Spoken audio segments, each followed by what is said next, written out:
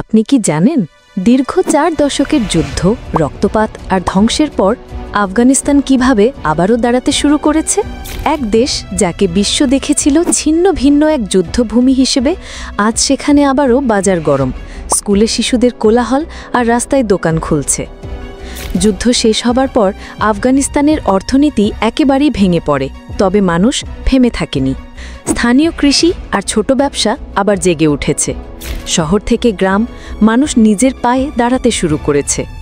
বিশ্বব্যাপী নিষেধাজ্ঞার কারণে বিদেশি সাহায্য কমে গেছে, কিন্তু তারা নিজেরাই বিকল্প বের করেছে।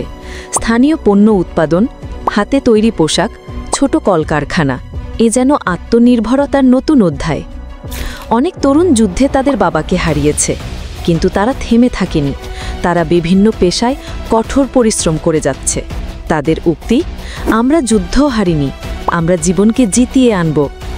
এমন হাজারো গল্পে লুকিয়ে আছে আফগানিস্তানের ঘুরে দাঁড়ানোর রহস্য। আফগানিস্তান আমাদের শেখায়, যুদ্ধ ধ্বংস করে, কিন্তু আশা গড়তে পারে এক নতুন পৃথিবী। এই ভিডিওটা যদি আপনাকে স্পর্শ করে, তাহলে শেয়ার করুন।